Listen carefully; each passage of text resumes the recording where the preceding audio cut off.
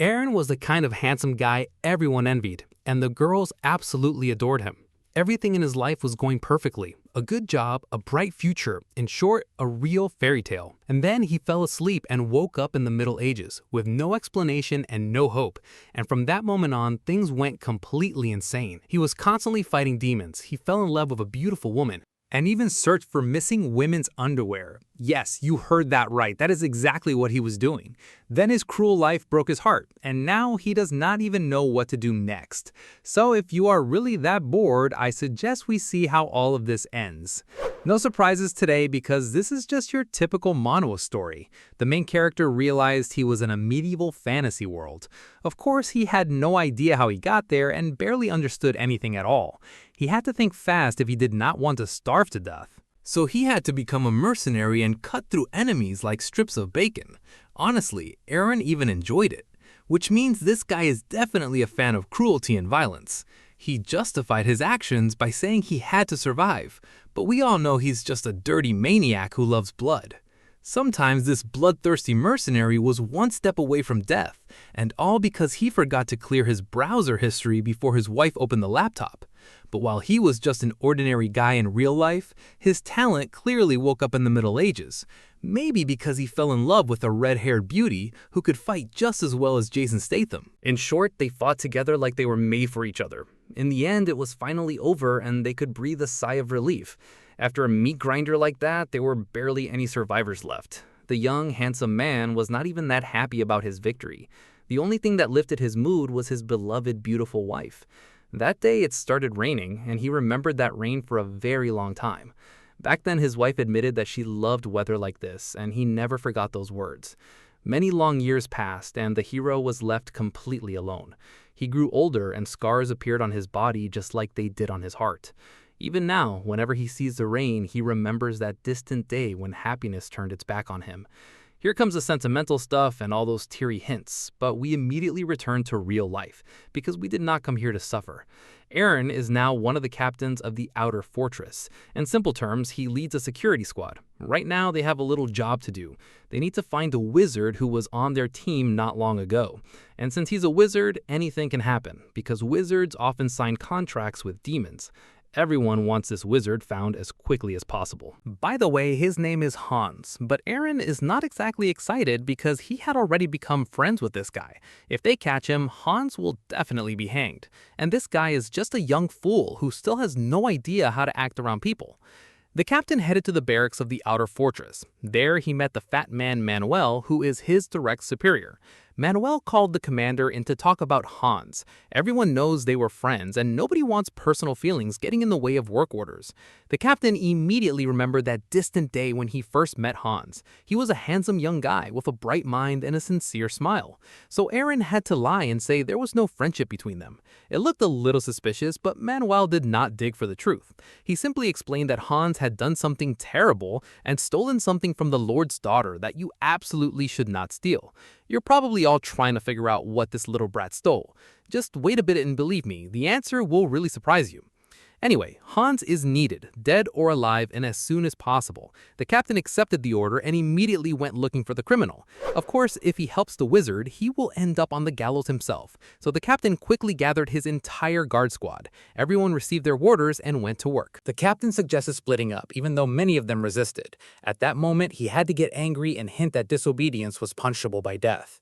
After that, they split up, and just a few minutes later, Aaron noticed some homeless-looking guy. The man in the hood was clearly hiding his face, so Aaron had to order him to review his identity immediately. When the man took off his hood, the captain immediately saw his shiny bald head. It all looked sinister, especially when the bald man said he had been waiting for this meeting for a very long time. Usually words like that come right before some brutal beatdown. Of course, the captain immediately clenched his fist and punched them Mike Tyson style. He was already ready to draw his sword and cut this fool into tiny pieces. But actually, this was all a classic misunderstanding because the man standing in front of him was just an ordinary pub bartender. He did not want any trouble and had only come to report a theft. It was awkward, of course, so an apology was definitely needed. To be fair, it was his own fault because he had no reason to smile so creepily, especially in weather like this. Now he will walk around with a swollen cheek and complain about his unfair fate. In the end, he reported that the thief had stolen healing herbs that stop bleeding. This cannot be a coincidence, and Hans's fingerprints are all over it. The kid ran away and was desperately trying to stop the bleeding. Then finally, he heard his name and froze as if he were standing before the devil himself. Behind him stood his old friend, Captain Aaron. His deep wound was clearly slowing him down and needed a doctor's help. It would be better not to start another bloodbath here and just solve the problem the easy way. Of course, that was not part of the young wizard's plan. He started mumbling all kinds of nonsense which ordinary people call curses. After that, the raindrops began to merge together. Despite his young age, this guy came very well prepared. Magic is a dishonorable and powerful art. On top of that, the rain is helping the wizard and it keeps getting stronger with every minute. Hans apologized to his friend and explained that he had no intention of going to the guillotine. He did not want to fight, but he didn't want to lose his head even less. Many of you probably feel sorry for this guy, but you still do not know what he did. He's a vile person who sold his soul to the devil when he robbed the Lord's daughter. But today, no tricks are going to help him. Once the captain decides to complete a mission, nobody can stop him. That is probably why people consider him the local superhero, although even superhero skills do not help him move up the ranks. Anyway, Aaron very quickly activated Berserker mode, and no water tricks are going to stop him. The hit was hard and devastating like another Trump speech. Bitter tears appeared in the wizard's eyes. He really wants to be spared because his life has only just begun. If he signed the contract with the devil, then there should be a scar on his heart. The captain decided to check first and act based on the result. There is nothing on the guy's body, which means everything is clean. If no demon has possessed him, then why is he doing something this terrible? The teary-eyed pretty boy explained that the heart wants what it wants, and sometimes you end up doing stupid things. By that point, the voices of the other guards could already be heard nearby. The captain now faced a dilemma: let him go or punish him. He always had a kind soul, so he chose the first option. Aaron used a magic potion to heal his ally's wound, and then advised him to get out of here before it was too late. All because in the Middle Ages, fair trials do not really exist. If you're under suspicion, you either get hanged or beheaded with no other options. I'm not even going to talk about lawyers because that already sounds ridiculous. Hans thanked his brother, and in return, he received the brutal right hook. After all, Aaron is now in danger because of him, so they are definitely not brothers. Still, it was clear that both of them felt they would meet again sooner or later. That night, nobody found Hans, who vanished without a trace. He had always been known as a handsome, kind, and friendly wizard. That was true right up until the day he committed that terrible act. Early in the morning, he left home and instead of his usual training, committed a robbery. He started stealing women's panties for absolutely no clear reason. Do not even ask what he did with them, because we are definitely not going to discuss that. In the medieval world, personal hygiene is still at a very primitive level, and the captain of the guard has a hard time in this cursed world of chaos. Of course, all the guards were very unhappy. After all, they were supposed to catch this pervert. But in the end, they had to admit that Handsome Hans was one step ahead. The guys argued about where he could have gone and how to pick up his trail. Of course, they all condemned his terrible and disgusting act, although it kind of feels like at least one of them had definitely thought about pulling the same trick with women's panties. Alright, let's not focus on that. Kale, Briggs, Poole, and Carter can relax because the search is now over. They failed to do their job, which means the captain is going to have some serious questions to answer. He went to an important meeting with a man known for his cruelty.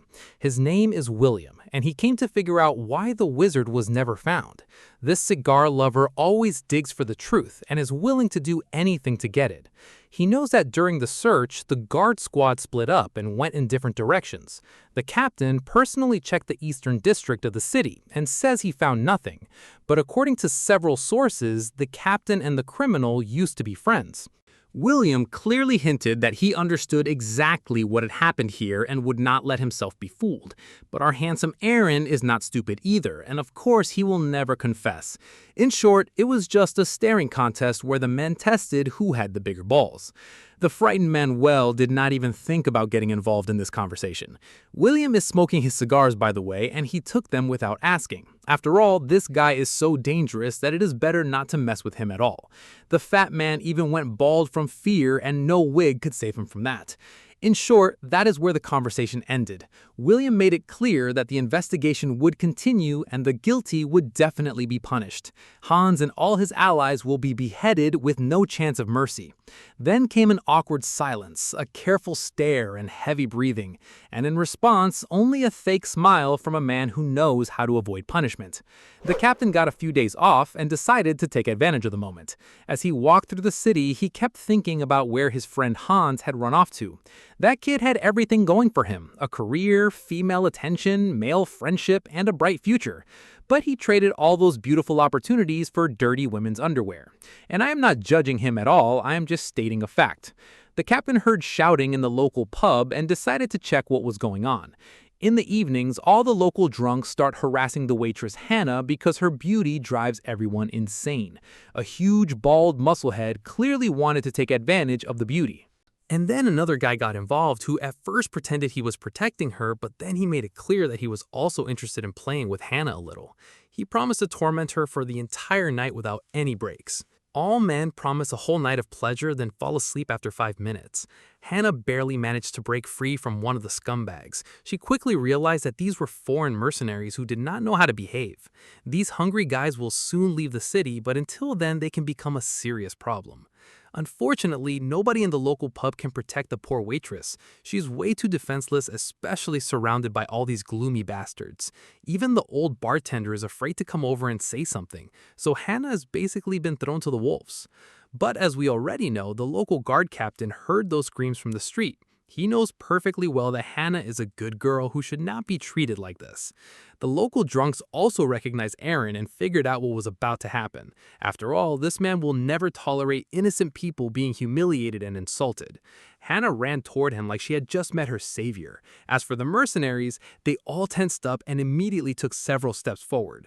They saw the captain as a threat that would stop them from having a good time tonight. Then a short but very strange conversation took place. The captain started bargaining with the waitress, and somehow they were bargaining with days instead of money. Of course, nobody understood anything, and that only made the mercenaries even angrier. They were not used to being ignored, so they decided to brutally beat the captain right away. That was probably the biggest mistake of their entire long career. Aaron had realized long ago that in the Middle Ages, there's no point trying to talk things out like some intellectual. The level of education here is so low that everyone around basically acts like children with swords. By that point, the captain and the waitress had finally reached an agreement, which meant Aaron's hands were free. After that, loud screams and cries rang out, but this time they came from the mercenaries. That same bald musclehead who thought he was the toughest guy in the Wild West immediately went flying into the wall. If these medieval idiots do not understand manners, then the captain will have to teach them a lesson. Just look at the local drunks who did not even move from their seats and instead ordered a little more beer. They had seen situations like this before, so they knew the show was only just beginning. The captain never spared scumbags like this. Those who place themselves above laws and rules need to be beaten brutally. Honestly, if he had permission, he would cut them into tiny pieces and feed them to the pigs. But since that is forbidden, he has to settle for a classic fist-based discipline. Justice was served, and everyone who had been waiting for it did not hide their emotions. They were pleased and happy because there was a beast here who was ready to protect them. They call him the Great Street Cleaner of Kasserdick, or simply the uncontrollable captain of the guard. The men applaud him, although honestly they also deserve a few slaps. The beaten mercenary decided he could not win this fight with his fists and grabbed his dagger. He thought nobody would notice, and right now he would get revenge for his humiliation. But an experienced and strong guy like Aaron never loses the initiative, so it is better to take your hands off the weapon, apologize, and go see a dentist to replace those knocked out teeth. And that is how another shift of the local guard captain ended. After that, he returned home and tried to fall asleep so he could forget everything that had happened to him. His life is full of events, but there is one problem. After certain events, he even forgot his own name, so the city began calling him Aaron. All he remembers is his beloved begging him to run and not look back. She begged him to stay alive even though she never kept that promise herself. For several years, these nightmares have tortured him. He jumps out of bed, wipes away the cold sweat, and then spends a long time trying to calm down. Then, a new day begins, and it is as if he forgets all that nighttime horror. Training helps him forget perfectly. He does not want to think about how many years he has spent in this world or what he should do next. Today, during training, a young and very confident guy approached him. He saw the training and immediately realized he was standing before a true swordsman. On his clothes, you can notice the crest of the Fenner family, and that means a lot. Beside him is a golden rapier with a spiral handle. For anyone who knows the Middle Ages well, it is not hard to guess that this guy is a knight. Knights are a military order that fights against demons. These people have pushed past every human limit and become top-level swordsmen. If this knight is from the Fenner family, then he came here from the distant Bolt Fortress. So why did he drag himself all the way here and act like he wanted to get acquainted? The guy's name is Ben, and he's here for a mysterious reason. That reason is Vivian Fulputz, the only daughter of her noble family. Eren had to immediately get down on one knee and greet such an influential lady. After all, she's a lord's daughter, so he needs to show respect. Vivian laughed pleasantly and said she knew the captain had gotten into a lot of trouble because of her. Apparently, the girl is hinting at her lost panties. That is all well and good, but why is Lady Vivian being escorted by a knight from the fortress? They decided not to explain anything and quickly walked away. Vivian blushed a little and asked the captain to continue training for the safety of the city. But Ben tensed up a little and he clearly did not like that some outsider had noticed him. Not long ago, this knight looked friendly and cheerful, but now he suddenly turned gloomy, as if he had become some grim villain. Events like this immediately raise suspicion, especially for an experienced guard. In any case, it is none of his business. After all, times are changing. There are more and more perverts around, so it is better to focus on his training. As soon as the morning training was over, angry Manuel ruined the mood. Eren had to listen to a huge amount of profanity directed at him. Manuel wanted an explanation for why he beat up foreign mercenaries in the bar. Those people take on various missions and help the knights kill demons. Instead of helping them rest and recover, Eren sent every single one of them to intensive care. After that, he was sent to another office where a girl named Nova works. She had also heard about Eren's problems and now has to find replacement mercenaries. Officer Nova asked Eren to resign and stop interfering with people doing their jobs. She is always a little aggressive, so you need to know how to deal with her. Over all this time, the captain had already learned how to talk to girls, and right now he decided to demonstrate his talent. All you need in situations like this is to give a few compliments and the girl will melt like cotton candy. The captain looked carefully into her eyes and said that her hair looked like a ripe orange today. Nova had never heard anything worse in her life. Still, she calmed down at least a little, which means the captain was right.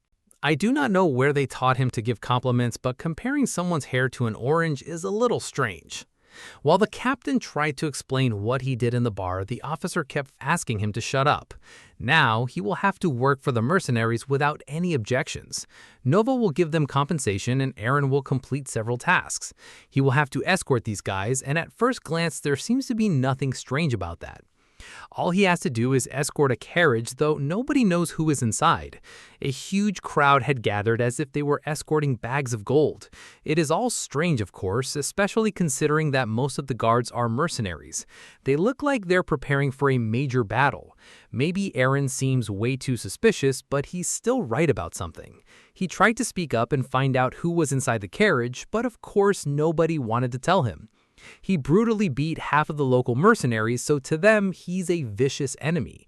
He had to hint that if they talked too much, the previous beating would happen again. Closer to midnight, the mercenaries decided to take a little break. A small village had just appeared on the horizon. Knockville village had always been small and modest, but even so, people lived there and now they had disappeared somewhere. Someone even suggested that maybe demons were involved in this case. They needed to be careful because people do not just disappear for no reason. As always, the captain decided to split off from the group and go in another direction. The red-haired guy he had recently beaten was already calling him Big Brother and begged him not to go anywhere, and the girl in the carriage seemed to hear that conversation and tense up. People in the Middle Ages are strange. They get beaten and somehow enjoy it. The captain looked around trying to understand where all the people had gone. Memories flashed through his mind and they were not exactly easy to explain. A boy who looked like Hans had asked Eren to come visit him in his village. Maybe he lived right here and also disappeared somewhere. At one point, he heard a squishing sound under his feet. It was blood, which the captain had already noticed a few minutes ago.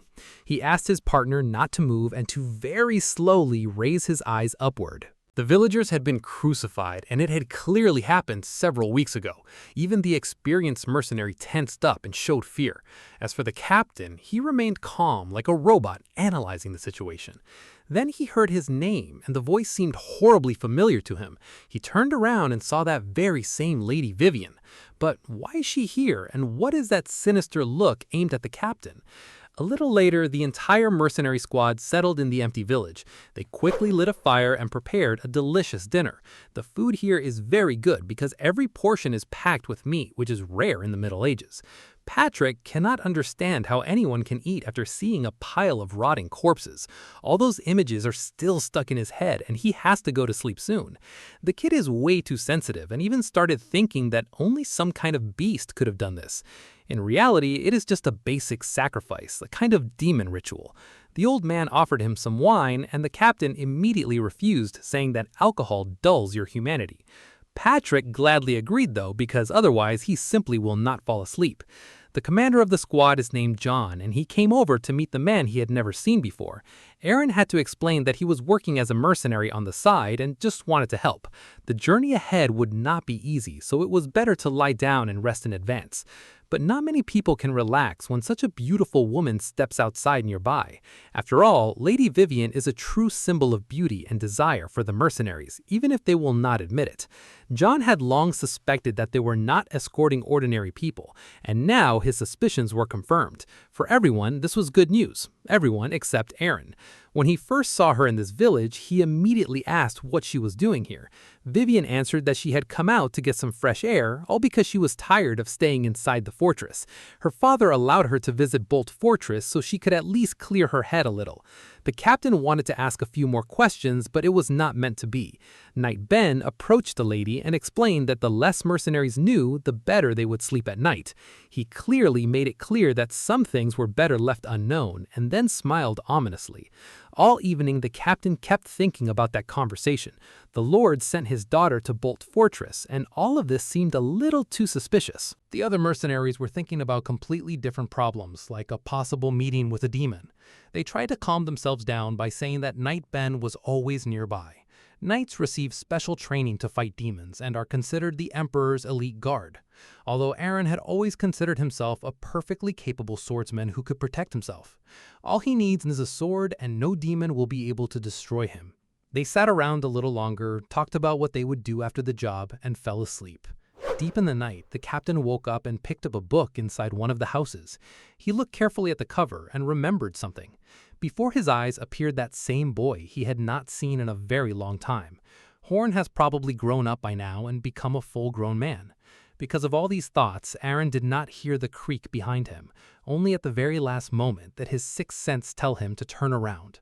When he looked around, he saw a bloody monster that clearly had not come to make friends. Its glowing eyes and rotten body inspired fear even in an experienced killer. To get rid of that unpleasant feeling, he had to draw his sword and cut this thing in half. Now the zombie was destroyed, but it was much more important to understand where it had come from.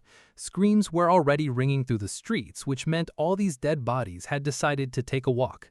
Patrick almost became a snack for one of those bastards. He was lucky he had managed to befriend the captain in time, even though the captain actually knocked out his front tooth. Aaron did his job without unnecessary words, emotions, or even gestures.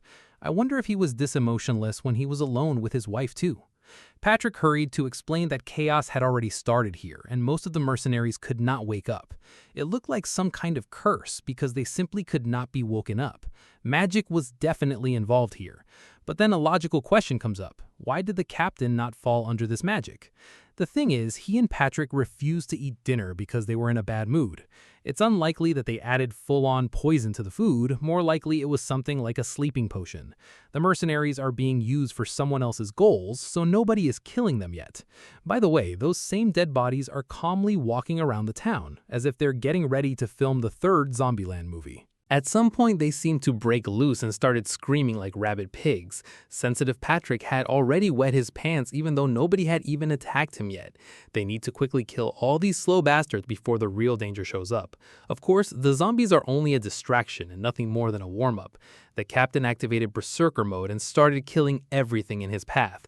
Rumor has it that to become this brutal, he thinks back to the most painful moments of his life. For example, that time his wife accidentally spilled tea on his PlayStation. It sounds strange, of course, but the method works flawlessly. Then there was some kind of creak, as if one of the zombies was in no hurry to die. When Aaron looked more closely, he was horrified and his heart tightened in pain. After all, he had been right. Horn really had grown up all this time. The boy was now fully grown, but unfortunately, death was waiting for him. You are all probably dying to see the backstory, so fine, let's rewind time. 2 years ago, our main character was hiding from pursuit in a local village. That was when he met a boy who for some reason called him a knight. Horn read books about knights and already understood how noble and strong those people were. Horn was an ordinary farmer's son who loved reading books and always dreamed of becoming a hero someday. He also loved to talk, but that did not bother Aaron at all. The kid had always been likable to him because he was kind, cheerful, and full of life.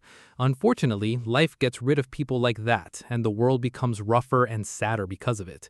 Even after settling in Casterdick Fortress, the captain still continued visiting him. The kid had become too close to him, almost like a nephew who needed attention. Aaron even told him that the fortress had a local library completely packed with books. Back then, the boy forgot about his dreams of knighthood and said he wanted to become a librarian. Maybe being a bookworm is much better than being a knight who constantly bathes in other people's blood. In any case, that dream was not meant to come true. Demons feed on human fear, which means they need to be eliminated as quickly as possible. The captain tried to cut the boy in half, but missed on purpose. He knew he had to get rid of him. He knew he had to destroy the zombie, but he couldn't do it. The father constantly beat the boy, especially when he talked about his dream of becoming a librarian. His father said that a farmer's son should be a farmer, meaning all that classic nonsense. When Aaron looked at the boy, he did not see a zombie. He saw his friend. At the same time, deep down, he understood perfectly well that demons feed on despair. This was no longer Horn. It could be anyone, but not him. Only now that he finally admit that he had never been a knight and had only worked as an ordinary guard captain. After that, the storm grew stronger and the mercenaries came to help. Somehow Patrick managed to wake all those sleepy flies and drive them into the attack. The zombies in the center of the village immediately ran into trouble. Meanwhile, the captain quickly and very calmly put the little zombie down. Now Horn should find peace and leave the devil's service behind. This whole situation added even more sadness to the main character's heart. Soon, an explosion happened in the very building where Lady Vivian was. The captain grabbed his bloody sword and stepped forward with confidence. At that moment, he promised that he would avenge Horn no matter what it cost him. Meanwhile, blood was already being spilled non-stop inside the most luxurious building. Knight Ben personally killed at least 10 zombies. He had heard rumors that an attack on Lady Vivian was being prepared in Casterdick Fortress, so they decided to evacuate her to Bolt Fortress. Now it was obvious that those were not just rumors. However, Ben is ready to be the sword that protects the beautiful lady. He sees a little romance in that even when his opponent is a vicious demon killer. There is not a single drop of doubt in the knight's eyes, because he was raised to be someone who feels no fear. As for the demon, the look in his eyes says he is hungry and would gladly have night blood for dinner. The dagger is coated in deadly poison, which means Ben is in serious trouble. On top of that, he also ate some of the meat stew today, and now his mind is slightly foggy.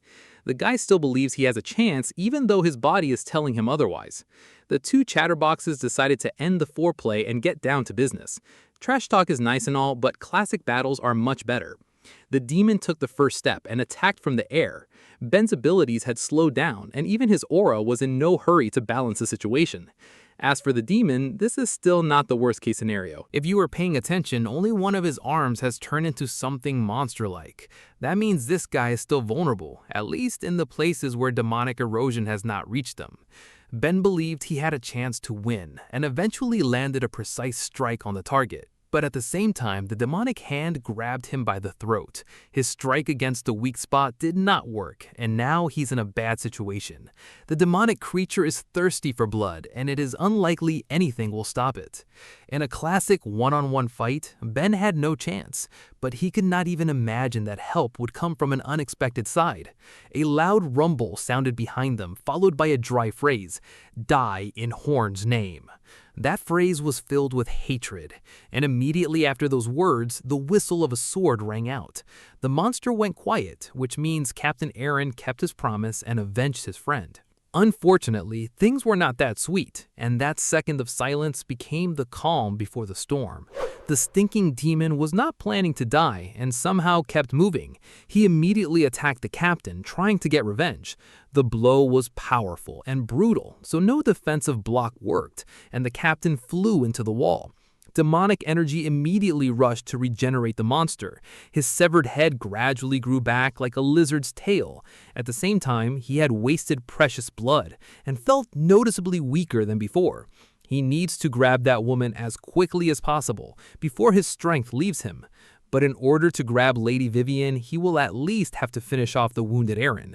He just broke several ribs, but to him that is a small thing he doesn't even pay attention to. I love old school warriors because these guys never faked injuries or cried like little girls. Back then, a warrior could lose an arm and then say it was nothing serious. But with all that said, this method also had certain downsides. Warriors often overestimated their strength and risked their lives way too much. The captain is clearly one of those people, but thanks to his skills, he's always damn dangerous. The demon can heal his wounds with Wolverine abilities as much as he wants, but Eren will still keep cutting him and causing him huge problems.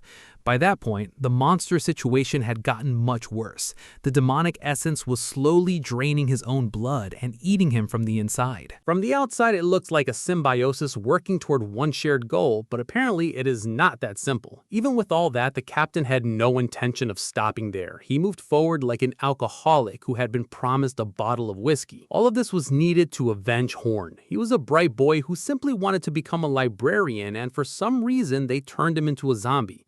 Similar things happen in the modern world too, when bright, smart kids become zombies after signing up for Instagram. The captain seized the initiative and saw victory on the horizon. The problem came from the one side nobody expected. John had already managed to turn into a monster and came to help the demon. Maybe he had always been on the side of evil and was preparing to stab them in the back from the very beginning. I would not even be surprised if the wine he offered had some kind of poison in it and now Patrick is having brutal diarrhea. The most interesting thing is that John accused the captain of being cunning. He said Eren looks like a bear on the outside, but inside he's a truly cunning fox. The villagers had been sacrificed and the ritual was supposed to end by midnight. If not for this stupid captain, they would have finished their demonic rites a long time ago. While Eren was distracted, the demon was quickly healing his wounds to recover his strength. He asked the demonic power to help him win the fight, but it was already too late, so the demon no longer needed the human body. In short, the demon completely took over this guy's mind along with his body. Up to this point, the kid had still been controlling his actions, but now he could not even dream of that. By the way, the most interesting part is that the demon became interested in another body. He saw how strong Captain Eren was and thought it would be nice to consume his powerful body. Of course, the captain doesn't know that yet because he has more important things to deal with. That bastard John keeps moving forward and creates problems worse than an ex-wife. Eren has to fight at the limit of his abilities and attack with maximum force to end this absurdity faster. A precise strike finally hit the opponent and secured the victory. No matter how hard John tried, it has to be admitted that his best days are behind him. Just like Brad Pitt's. But as soon as John stopped being a problem, it became clear that an even more dangerous threat was ahead. The demon changed his form, and even Eren was a little horrified. Now standing before him is some terrible entity that looks nothing like a human. No, I am not talking about Amber Heard, I mean a real demon. Now it is not even clear how to fight this horrifying creature. The demon offered the captain a chance to merge and become one whole being. The offer is tempting, of course, especially considering Eren's sword is broken and defending himself will not be easy, to put it mildly. Besides, he has never been a knight, although that is not what matters most to him. The demon is absolutely convinced of his victory and is not even afraid of a human. But nobody said the captain is 100% an ordinary human. Sometimes he activates hungry tiger mode and starts tearing his opponent apart with sharp teeth. I do not know what pills the author was taking when he came up with this, but it looks impressive, to put it mildly. In this tense moment, he once again remembered the old days, as if there was nothing better to do right now. Back then, he was part of a mercenary team and felt happier than ever. Fighting beside him were Guy, the gladiator, and Wei, the gambler. There was also a very skilled and experienced witch named Avery on the team.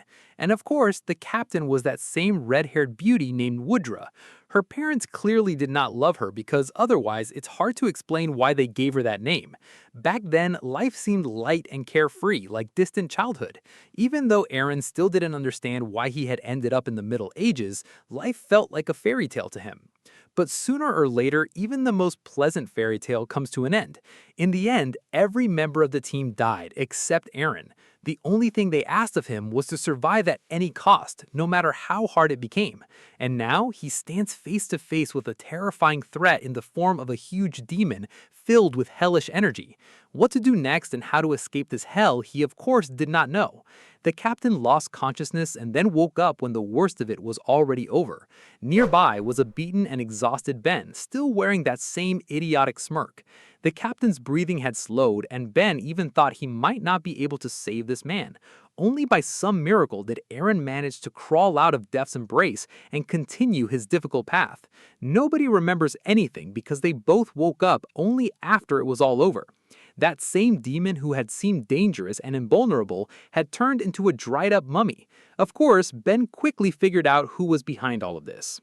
He is not stupid and understands that Aaron was the one who killed the demon and without any knightly skills. The captain remembers nothing, but the main thing is that the worst is behind them. They had better explain what this reckless young lady has to do with these demons and what even happened here. Ben, as always, decided not to say anything, hinting that it was classified information. Either way, the knight and the lady are now in the captain's debt. He thanked his savior and said he would always remember this act. Aaron did not even pay attention to him, clearly thinking about something else. To him, all of this seems strange as always, because he clearly has a persecution complex. He could have become an excellent tracker, but decided to choose the mercenary career instead. The squad gathered the zombie corpses and burned them in the center of the village. Now it became clear that the people had been sacrificed to summon a demonic creature, and all of it just to kill Lady Vivian. What do you think the main character thought after realizing everything that happened? He thought it was suspicious. Right after the cremation of the bodies, the convoy turned around and headed back to Kasardik Fortress. The captain did not want to draw unnecessary attention to himself. So now, everyone believes that Ben was the one who killed the demon that tried to take Vivian's life. After all, that will be more convenient for both the captain and the knight himself. He does not want an additional investigation to start after contact with a demon and bring unnecessary problems. In any case, the job is done and the captain even received a solid reward. The only bad news is that Patrick somehow managed to survive. He hid in a pile of corpses and only crawled out when everything was already over. Of course, when he returns to the fortress, he will tell girls how bravely he fought zombies and protected an entire squad of mercenaries. The kid clearly has no problem with cunning, which is probably why he is still alive. It might seem like the worst is over, but that is not how things work. After returning home, the captain quickly realized that he had big problems, and all because a demonic eye appeared in his body. Of course, this could have been predicted, especially after the strange ending of the battle. This demon even manages to talk and ask the captain questions. Then, a man's scream echoed across the whole street, but nobody even paid attention to it. Terrified, Aaron grabbed a dagger and tried to stab the eye. Nothing worked because an unknown force stopped the weapon. Panic quickly took over the main character's entire mind. Even Hana heard his screams while she was cleaning the pub. After screaming for a while, he finally calmed down and started talking to his new friend, if you can even call it that. The demon attached itself to him when Aaron activated Piranha mode. It did not happen by his will, but still, it is his own fault for starting to bite. And his mother told him as a child not to bite, but he did not listen to her. In short, we are now watching the medieval version of Venom, where some parasite has attached itself to a decent guy. Although Aaron does not really look like a good guy at all. Judging by the conversation, the demon does not want conflict at all. He offers to be friends and join forces to become stronger. Only now did the experienced warrior realize what kind of power was sitting inside him. Even before this, he was far from weak, and now he has reached a completely different level. Usually, only knights of an incredibly high level possess this kind of power. The demon strained himself quite a bit to show Aaron what he was capable of. After that, the demon started losing consciousness. Turns out he's not quite as strong as he seems at first glance. Then there was a knock at the door and Hana's familiar voice was heard. He cannot let her see everything, otherwise the problems will get even bigger. In reality, the girl was simply calling the captain downstairs because guests had come to see him. Some man from a monastery wants to have a serious talk. This man pushed the waitress aside and went upstairs. He loudly called through the captain to come downstairs because the nobles are summoning him. And the man was calling Aaron all kinds of unpleasant names. They say Ben is looking for him, but that is no reason to use foul language. One hit was enough for the guy to cool down and calm down a little. Let him rest for now and recover his strength while the captain meets with Ben. Hana asked Aaron to come back quickly. She says she learned a massage technique that makes all men feel really good afterward. And right here, I would stop and want to see what kind of technique that is. I hope the author definitely shows us this massage in the continuation, at least for a few minutes. When the captain learned that someone was looking for him, he had already managed to crap his pants. And now it turned out to be just a meeting with Ben, who most likely wants to reward him for killing the demon. He did not even immediately believe that Aaron was ready to give away all his achievements. Killing a demon is considered a great achievement, and it deserves generous payment. The captain refused the reward, giving all the glory to the knight. Maybe now he is ready to share the money and show that he is first and foremost a good person. On the other hand, this guy cannot be trusted because they barely know each other. Every knight possesses aura, meaning a power that allows them to destroy evil and carry out justice. Such skills are available only to elite knights, and people say they cannot be learned. Knights like that are chosen for professional training in early childhood. Nobody knows exactly what training methods are used in the academy, but most likely there's something special there. In the end, when they reached their destination, Aaron was surprised for some reason.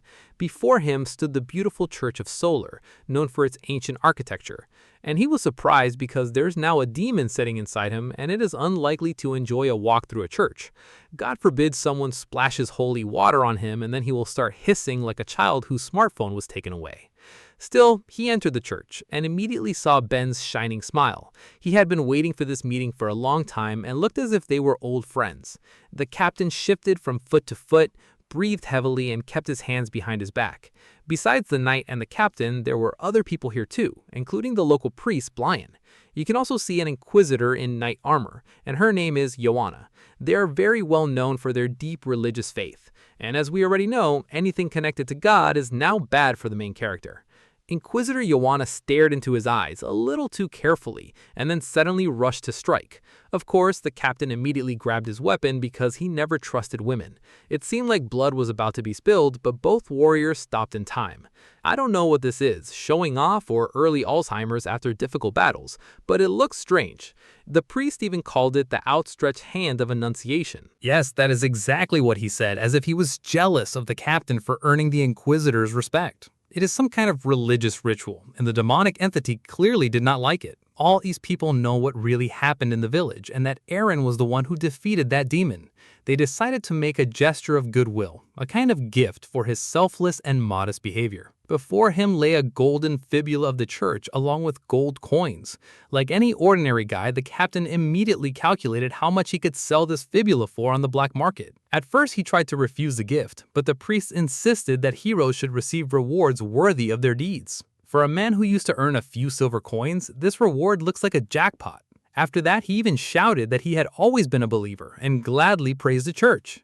Only Inquisitor Johanna did not appreciate all these cries and carefully watched every reaction of the main character.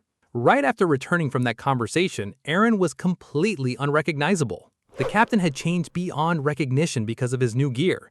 The shiny armor together with the sacred fibula clearly made him look better.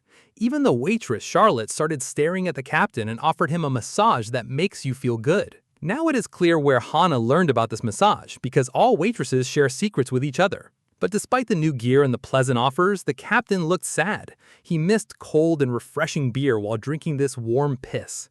Maybe Charlotte could at least share some rumors and cheer up the local guards. She said that some gang of crooks had recently shown up and started causing problems for the locals. These crooks were in a pub called the Sick Triton in the 5th District. Usually in places like that, people prefer gambling to satisfy their craving for excitement. Huge men used to defeating terrifying monsters could not believe their own eyes. Some strange little girl was beating everyone one after another and making insane money. It's hard to believe that an underage girl dared to stick her nose into a place like that. I wonder what her parents are doing, or maybe they're getting a cut from their daughter. The captain cannot just sit around when he hears about incidents like this. He also stood up and decided to take a walk with his assistant. Together with Kyle, they can deal with this rotten den and restore justice. For a job like this, he had to return to his old look so he wouldn't scare anyone.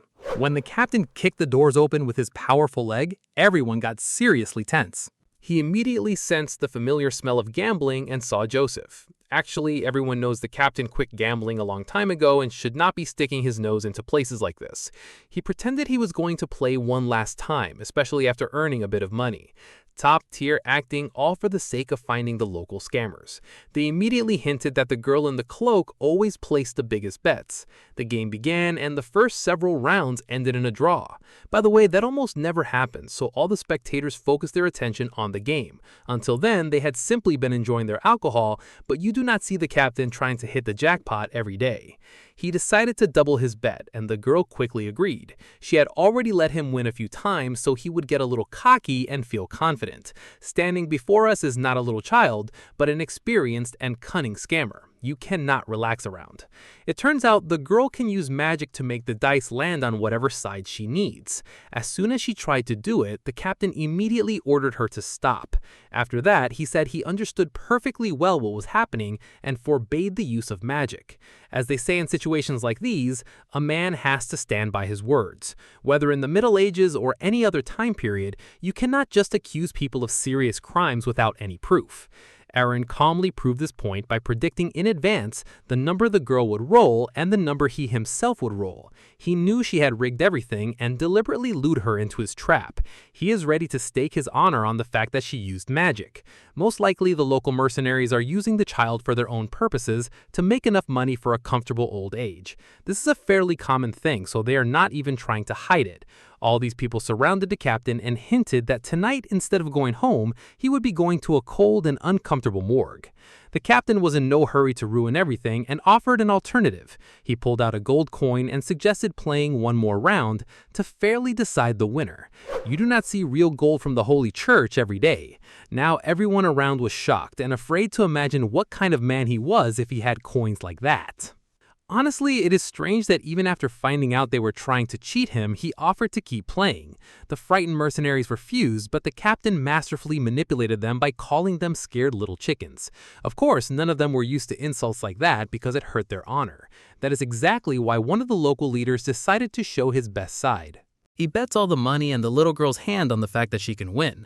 Of course, little Kana is not interested in this at all, but now she has to win if she does not want to lose her little hand. Instead of going to a magic academy, she got involved with the wrong people and is clearly suffering because of it now. Aaron tried to say the right words so she would turn toward the path of truth, but the girl did not listen to him. Only now does she pull off her hood and tell him to shut up because he does not understand who she really is or what she has been through. Judging by her reaction, this is a difficult child, but right now that does not matter at all. The captain had one single request before they started playing. He asked her to make his beer cold, just like in the glorious days of his past life. The girl looked at him like he was crazy, but still fulfilled the request. After she agreed, Aaron's face started shining like a galactic star. A sinister smile instantly twisted his face. A second later, he refused to play and provoked a full-blown conflict. The mercenaries could not take it anymore and rushed to tear the bastard into tiny pieces. He was ready for this and immediately met them with a harsh counterattack. The captain acted calmly and precisely without any rushed movements. Even when he was attacked from behind, he felt the moment and defended himself in time. He still cannot understand how a bunch of grown men allow themselves to live off a little girl. These medieval freaks must be punished and feel the shame for their sins. In short, he beat them painfully and for a long time, clearly enjoying every second of it. At some point, the mercenaries even grabbed their weapons, forgetting that this was supposed to be a classic bare-knuckle fight. If they want to play like grown men, then why not accept the rules of the game? These people do not deserve a second chance anyway, so let them die. All this time, Kana was standing very close and trembling with fear at the sight of this beast. It was her first time seeing an ordinary person kill people with his bare hands. Aaron finished the fight, took the money from the table, and fixed his gaze on the little sorceress. Trembling, Kana cried and begged him to leave her alive. The girl thought she was about to be killed, although she was actually important for a big mission. From this day on, she will make the captain's beer cold, work for him, and then enter the Magic Academy. For her, this is a chance of a lifetime. First of all, to change herself and stop being a leech on society. Instead of taking, she will be able to give, meaning she can make people's lives better and calmer.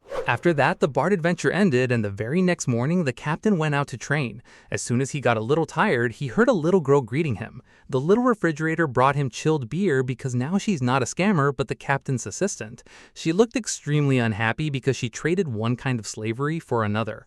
On the other hand, life is much easier now, and there are also some pleasant prospects. If 12-year-old Kana can really enter the Magic Academy, then a wonderful career is guaranteed. The only question is why she's so small, and there is even a theory that her parents might be dwarves.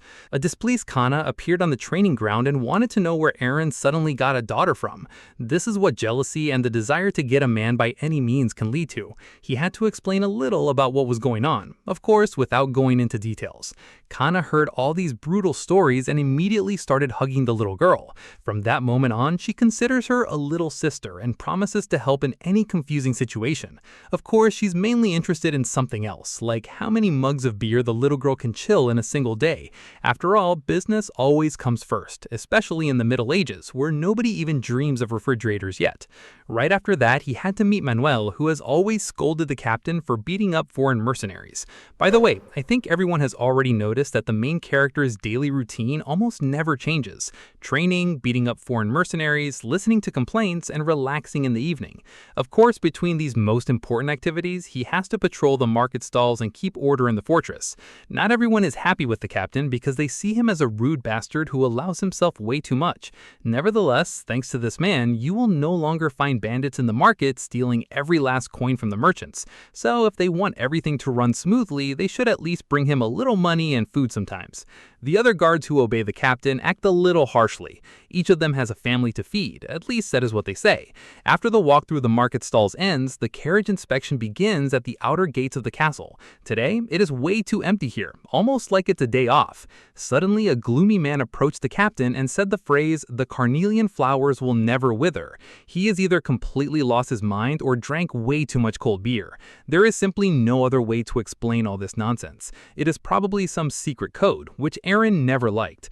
Then he reported that lately, way too many merchants have been visiting the castle. Many of them are nothing but scammers trying to make easy money. Then the man pulled out a letter and reported a squad that had illegally entered the fortress walls and was doing everything possible to stay here as long as possible. However, the Shadow King, Mr. Scar, will not allow that to happen and will root out evil from his hometown. He does not like that Eren has been sunbathing this whole time instead of helping with truly important work. That is exactly why he sent his assistant to speak with the captain. Eren answered that he has no time for childish games, and besides, he has no intention of calling Old Man Scar the Shadow King. A large number of different merchants will only benefit the economy. At least that is what Eren believes. Maybe deep down he's just a lazy guy who does not want to strain himself and is trying to justify his laziness. Soon a wagon appeared up ahead, which means Carter has to wake up and help the captain. After all, you still have to do your job even when you really do not feel like it. Some strange mustached man looks way too suspicious. In reality, absolutely every person looks way too suspicious to Eren. I feel like even if he saw his own mother, he would say she looked way too suspicious. Carter hurried to explain that standing before them was a man from high society who had moved to this fortress. He had already been inspected earlier and nothing forbidden was found. If any problems come up, he will pay them off with silver coins right now. But in that case, the question is, why pay anyone off if everything is fine? But when money's involved, the captain quickly changes his mood and even calls merchants his brothers. I will not say anything, you already understand that he's corrupt. As always, Sleepy Carter did not forget to remind him about the promised gift. After that, he really was handed some flask with unknown little balls inside. From the outside, it looks a little like M&Ms, although they are just sleeping pills. Carter clearly values these little pills and suspects that people are constantly trying to steal them. It would seem like the conversation should end there and the merchant could calmly enter. But the strange tattoo on his neck clearly does not let the captain relax. After that, Carter called for help when he started inspecting the wagon. There's a horrible stench here, all because of the butchered animals that have already started to rot. Looking at all this, it becomes very interesting what the merchant plans to do with these dead things. Is he not about to perform a ritual to summon a demon? After all, he is way too shady and it would not hurt to beat him properly. But as soon as he takes out the silver coins, the captain immediately forgets about all the problems. The author is not even shy about showing the main character as a corrupt guard. Maybe that is what makes Eren different from all the other heroes in stories like this.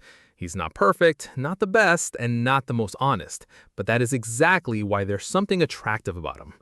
As for the merchant, as soon as he entered the fortress, he immediately said that this place would soon turn into hell on earth.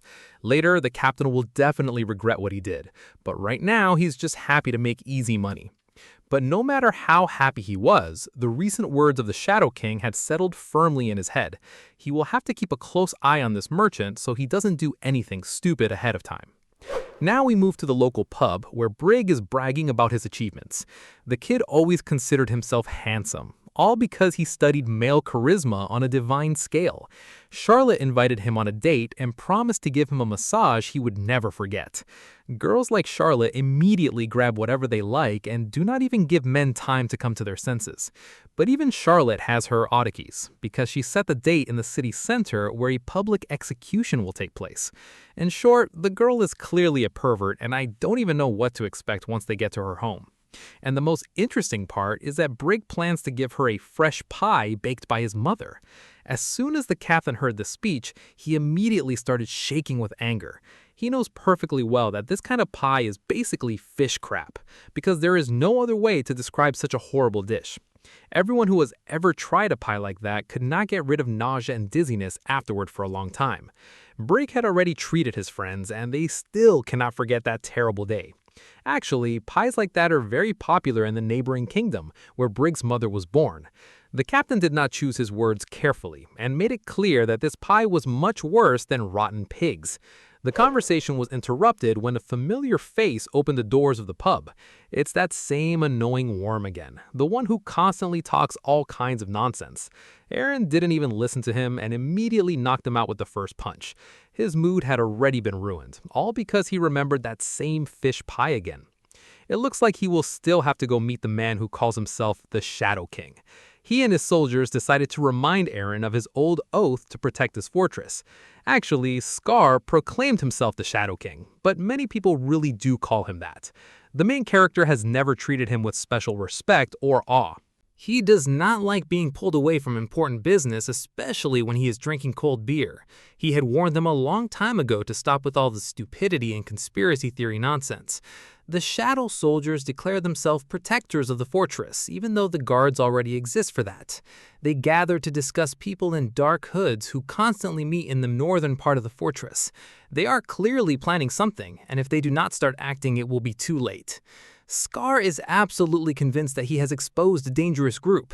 The only problem is that knights or guards should be handling this instead of him, and then everything would be legal. In short, the captain yelled at every member of the squad and ordered them to get to work. It is time for these guys to grow up and stop pretending to be the Ninja Turtles. Nevertheless, when everyone finally left, he felt a chill run down his spine. After all, lately, he has been feeling tension way too often, which means it would not hurt to be careful. In the Middle Ages, something strange can happen at any moment, and you never know what is waiting for you tomorrow. After resting a little, Aaron went to meet his old friends. He met with the executioner Dallas and his little son Ted. They immediately noticed his new armor and hurried to invite him into the house. It is obvious right away that even little Ted loves the captain, whom he sees as a role model. Despite all of this, the atmosphere in this house is, as always, sinister and slightly tense. Dallas himself had called Aaron for help and even apologized for it several times. They made delicious hot tea and had a nice conversation just like in the good old days. Officer Nova asked him to hand over a bag of gold coins as an advance payment. Everyone hopes the executioner will demonstrate his best skills and please the local public. He feels completely awkward talking about his work, although he understands perfectly well that he is valued even at the highest level. For some reason, this time, he plans to take his child with him to teach him the family business. Now that is what I call the Middle Ages, when little kids go to an execution to learn how to cut off heads. Here, every child has to continue the family business, which means a farmer's son becomes a farmer and an executioner's son becomes an executioner. Those are the rules of the game, and personally, Dallas accepted his fate as inevitable a long time ago. Many people do not accept his work, but honestly, he doesn't care much about that. He cuts off criminals' heads as easily as he slices apples. Maybe that is why his wife ran away from him, leaving him with a little child and no support at all. This family has only one real friend who understands them, and that is Captain Aaron. Probably because he's the same heartless bastard who craves death in battles. By the way, Dallas offered his sincere condolences about Hans, who recently became a criminal. After all, he was once their mutual friend, but now that no longer matters. By the way, it is strange to realize that if the captain goes down the wrong path and breaks the law, his old friend will be the one to cut off his head. Then little Ted said that when he grows up, he will definitely behead the captain. Everyone around laughed, but I was a little horrified. After that, they said goodbye and agreed to meet at the city execution. That same evening, a meeting took place between people who were clearly plotting something. Every day their work becomes harder because of the man called Scar, since he is constantly watching them. That is not the only problem, because another incident happened recently. Near the neighboring village, Kutan's attack ended in failure, and this clearly upsets the criminals. They know that in a few days an execution will take place in the city square. They need to use this opportunity and seize Lady Vivian's heart. During this conversation, it is hard not to notice the legs of a sleeping guard, and that is Carter, who very recently drank those same sleeping pills. It is unclear whether he is with them or not, so now he is under suspicion.